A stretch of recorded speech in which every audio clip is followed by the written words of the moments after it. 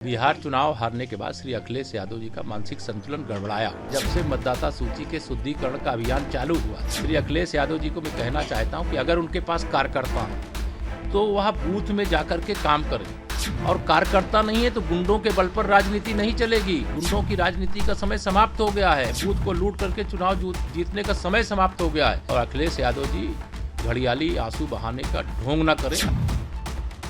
बिहार चुनाव हारने के बाद श्री अखिलेश यादव जी का मानसिक संतुलन गड़बड़ाया हुआ है, और इसलिए वह स्वयं अगर जब से मतदाता सूची के शुद्धिकरण का अभियान चालू हुआ है तब से लेकर के अब तक एक नहीं अनेक बार उन्होंने अपने ही बयान के विरुद्ध बयान दिया है, और आज फिर वह बयान दे रहे हैं। श्री अखिलेश यादव जी को मैं कहना चाहता हूं कि अगर उनके पास कार्यकर्ता है तो वह बूथ में जाकर के काम करें, और कार्यकर्ता नहीं है तो गुंडों के बल पर राजनीति नहीं चलेगी। गुंडों की राजनीति का समय समाप्त हो गया है। अपराधियों के बल पर बूथों पर कब्जा करने का युग समाप्त हो गया है। बूथ को लूट करके चुनाव जीतने का समय समाप्त हो गया है। इसलिए बौखलाए हैं, घबराए हैं।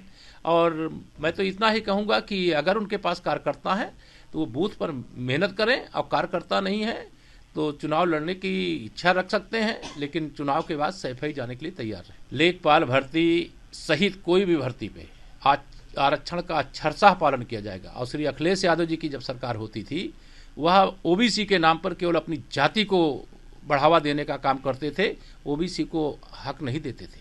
लेकिन हमारी सरकार में ओबीसी की 27% जो आरक्षण की सीमा है उसमें अगर किसी ने एक भी कटौती किया तो उसके खिलाफ कठोर कार्रवाई करने का काम किया जाएगा। मैंने कल ही इस पे निर्देश भी दिया है, और कल ही मैंने इसमें संबंधित अधिकारियों को भी पत्र दिया है, और कोई किसी भी हालत में इस प्रकार की गड़बड़ी नहीं कर पाएगा।